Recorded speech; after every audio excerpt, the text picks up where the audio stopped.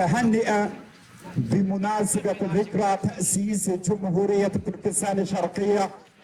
إننا بمناسبة ذكرى تأسيس جمهوريتين مستقلتين في تركستان الشرقية، وذلك في كاشغار مثل هذا اليوم في 12 من تشرين الثاني نوفمبر عام 1933، وفي غلجة في 12 من تشرين الثاني نوفمبر عام 1944 لنحيي ذكرى تأسيس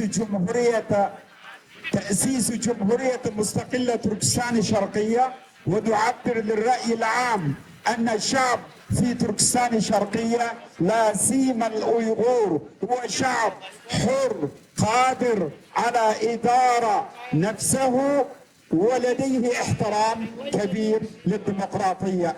وإننا في خارج تركستان الشرقية لنحيي ذكرى تأسيس هاتين الجمهوريتين على دماء آلاف شهداء في 12 من تشرين الثاني نوفمبر من كل عام.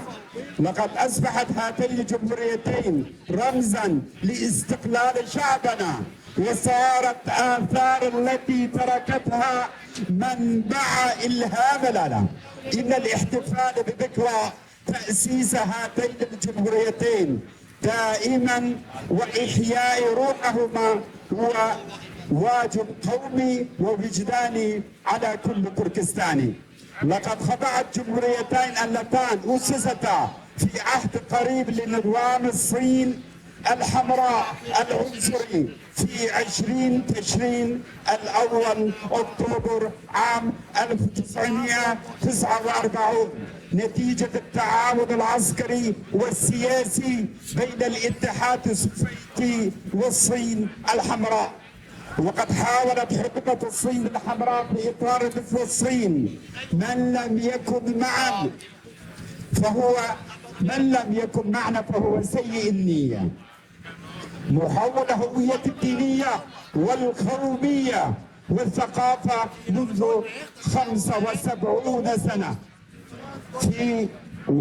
وقد نجا تركستانيون ولا سيما الأيغور من هذه المحاولة على مدة 75 سنة، وبعد أن لم تستطيع الصين الحمراء لتحول تركستانيين المسلمين على صينيين الخام ولا سيما الأيغور، وبدأت حرب إبادية قومية ودينية وثقافية لم ترى مثلها من قبل في العالم.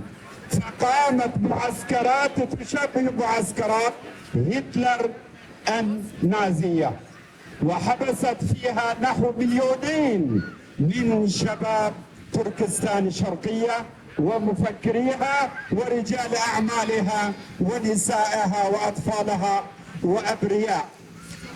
فمات منهم هناك كثير، وتعرض آخرون لأمراض خطيرة وبيعت أعضاءهم الداخلية. إننا أحفاد أولئك الذين أسسوا دولا وحضارة في الماضي، وقد بنى الصينيون صرف الصين خشية من أجدادنا تنتقم الصين الحمراء في أيامنا هذه منا وتعلن حرب إبادية علينا.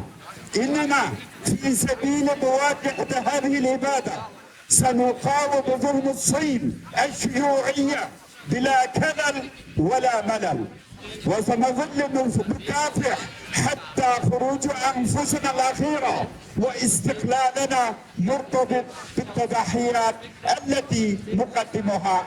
تحية تركستان الشرقية.